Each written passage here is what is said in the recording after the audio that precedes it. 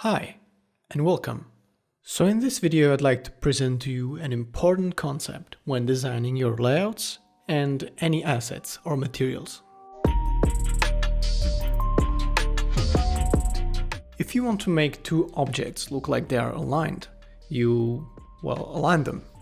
But sometimes, even if you use an align tool, for example in Adobe Photoshop, Illustrator, whatever software or align tool, the result might not really look aligned. Take this for example. We have two circles with two triangles on top of each one.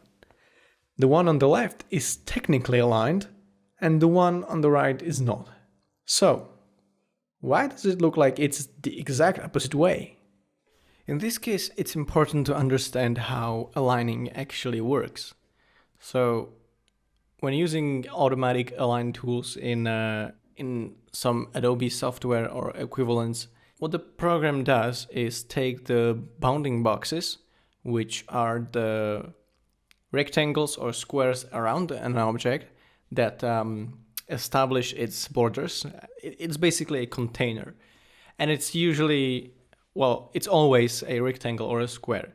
And what aligning does, automatic aligning does, is that it takes those two bounding boxes and makes sure that they are aligned.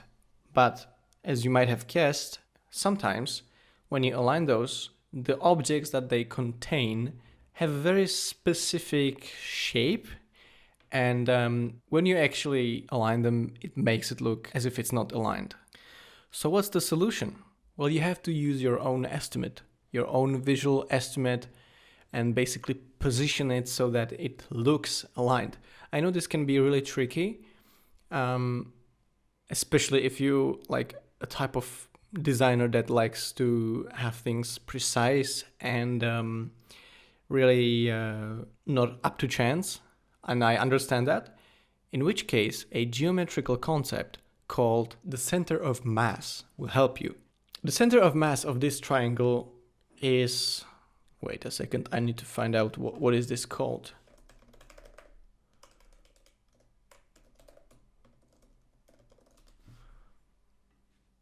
Wikipedia.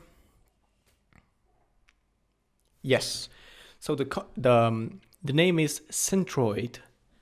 It's called Centroid. So I will just read a beginning of an Wikipedia article. In mathematics and physics, the centroid or geometric center of a plane figure is the arithmetic mean position of all the points in the figure. Informally, it is the point at which a cutout of the shape could be perfectly balanced on the tip of a pin.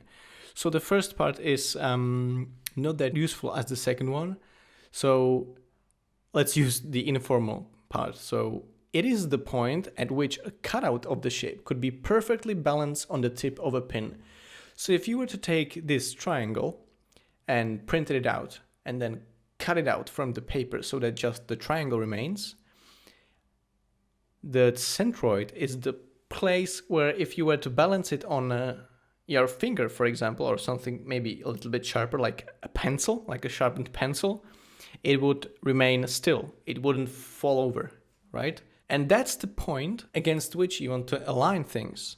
So you take this point in a triangle and then you align this point, not the bounding box, right? Now, obviously this is easier to do with a triangle than with some weird blob-shaped thing or some very complex 2D object. So in that case, unfortunately, there is no real precise and quick way to estimate the centroid, the center, the actual center. So you really have to rely on your own estimate, on your own visual estimate, which is something that you need to do quite often as a designer. And also, what is the centroid of a square or a rectangle? What is the arithmetic mean position of all the points in the figure for a square or a rectangle? That's the bounding box center. So when you align squares, when you align rectangles, they look aligned because the center of mass and the bounding box center overlap.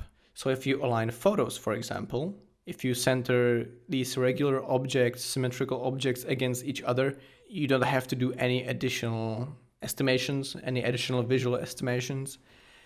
It's okay to just press align in a software that you use, and you're good to go. It looks good.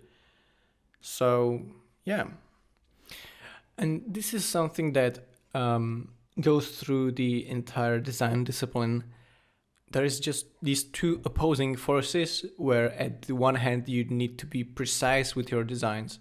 You need to be, to make things look sharp, you kind of need to use math and a little bit.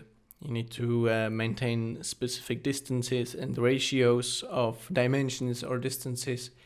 But at the same time, sometimes if you want to achieve an aligned or a balanced look, you need to ditch these calculations and just use your eyes.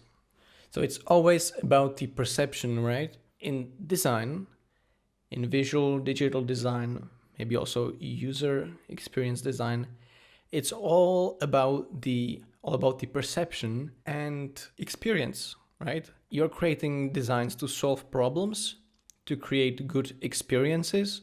So in that case, what matters is how people actually perceive it or experience it.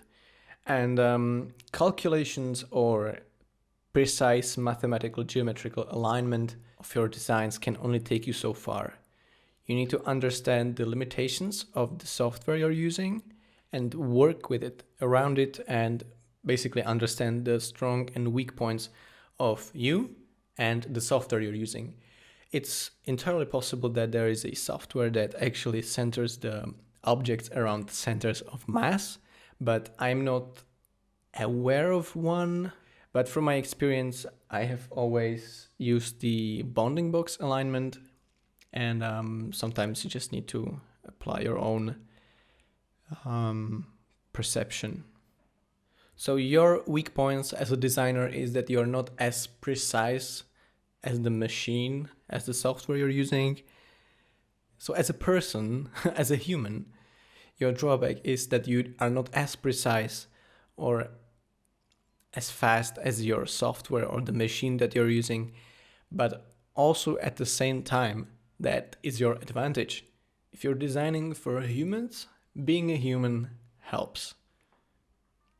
So key takeaways is focus on the perception, focus on the experience, on the human experience, and understand the weak points of software, of design software, and weak points of you as a person. Thanks for tuning in. I hope that you learned something interesting, something useful, and maybe leave a like if you've enjoyed this. And also you can subscribe if you want to see more. Thanks. I will see you around.